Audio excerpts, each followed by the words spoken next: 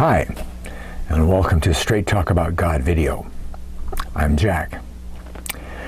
Well, here we are at Christmas again, supposedly celebrating the birth of Jesus. Well, at least those people who call themselves Christians, anyway. But Jesus wasn't born anywhere near December 25th. Now, many people, pastors included, will tell you that you can't find out in the Bible when Jesus was born. Well, they do that out of ignorance. See, we can pin down the exact day that Jesus was born, but it takes some study, right? Jesus' birth depends on the conception and the birth of John the Baptist. Oh, wow, John the Baptist. See, we have an exact time frame when we check John's father in Luke chapter 1, verse 2. It says that John's dad worked in the temple for 2 weeks during the course, that's a time period, the course of Abijah. And in 1 Chronicles 24:10, it's called Abijah, because it's from Hebrew and it's not Greek. Okay? And we find there that the course of Abijah is the 8th course. The 8th course. See, each one of these courses was 15 days on a 360-day calendar. Okay? So it was 2 weeks and a little bit. So what we have to do is find out then what time of year that those work periods started. Okay? Which is Passover. Those work periods related to the temple, and they started on the first day of the spiritual or religious new year, Passover. Okay? Well, if we go back 8 2-week periods, we come out sometime in August. August, okay? Conceived in August. And then born 9 months later, we come to Passover again. Passover. John was born on Passover. I mean, what more appropriate thing for God to do than have him born on Passover? Right? Now, the next thing that we want to look at is written in Luke 1, but it's verse 26, 36, and 39 and 40. Okay? 26 tells us that John's mother, Elizabeth, was 6 months pregnant when the angel visits Mary. She's 6 months pregnant. 36 tells us that the angel tells Mary that Elizabeth is 6 months pregnant. Now, this is necessary because Mary didn't know that Elizabeth was pregnant. You find in the passage that she hid her pregnancy. Okay? Well, the angel tells Mary that she's pregnant by 6 months. She splits right away. It says there she makes haste and she goes to visit Elizabeth.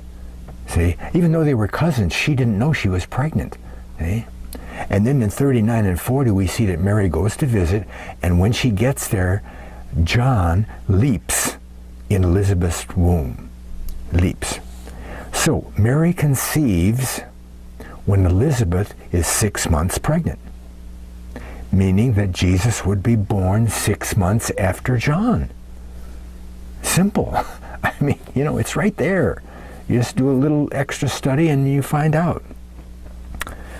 If John was born on Passover, 6 months' time, it's a very natural time for God to give him be born. We find that 6 months later is the time of Rosh Hashanah.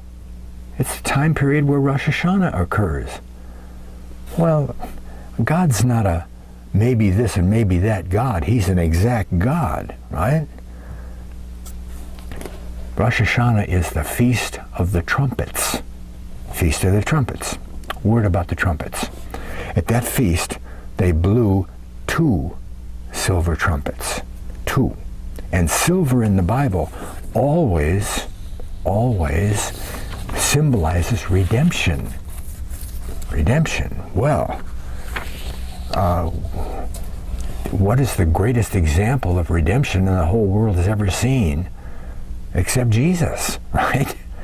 And how appropriate for the Redeemer of the whole world to be born when they blow 2 silver trumpets. Double redemption, right?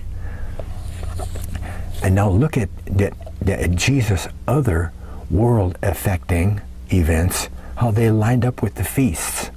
You see, the feasts are a type of Christ. They tell all about Jesus. They're all about his life, okay? He was crucified on Passover. We know that, okay?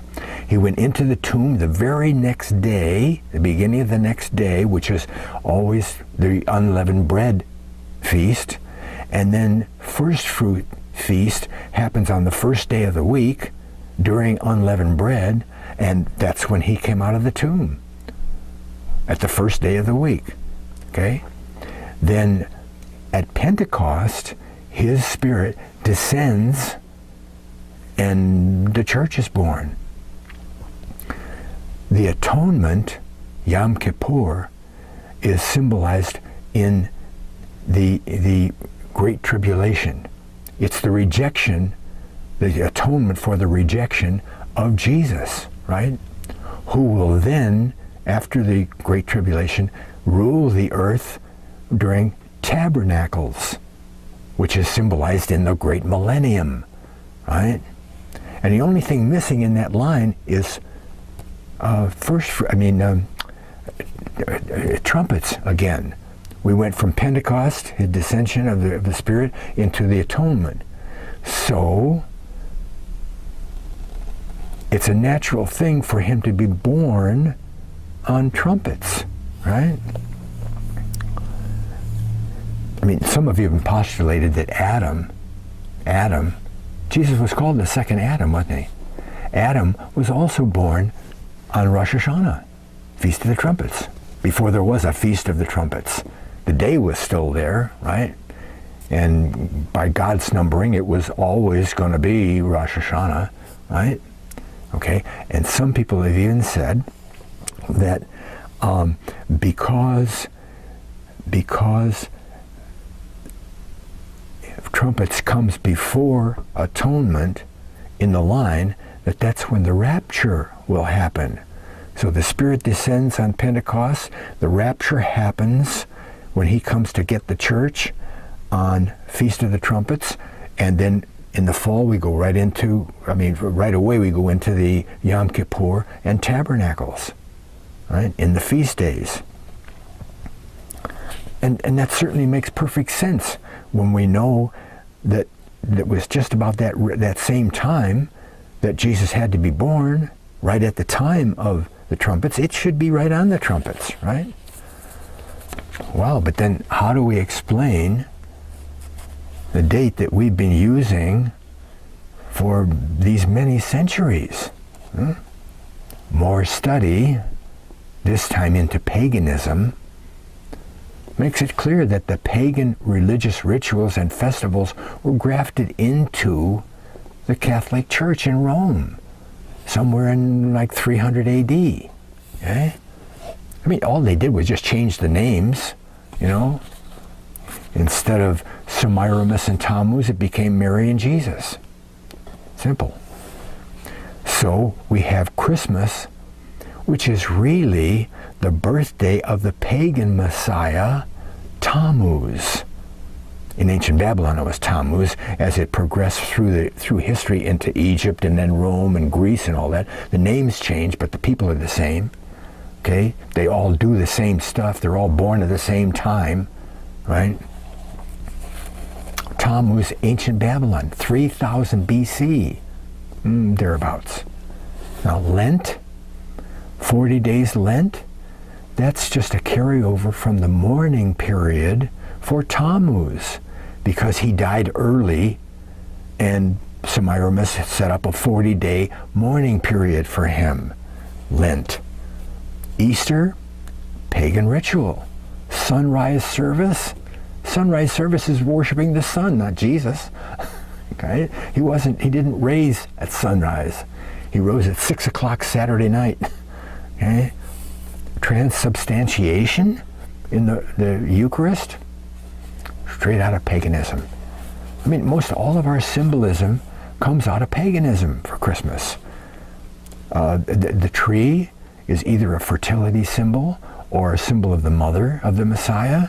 We have the Yule log, mistletoe, gifts, and more, even the candles that were lit to the pagan god. And as I said earlier, the mother and the child, that's just Semiramis and Tammuz, not Mary and Jesus. I mean, if you want the real total lowdown on Christmas, actually on all the pagan rituals and symbolism that's in Christianity, you get Alexander Hislop, Hislop, Alexander Hislop's book.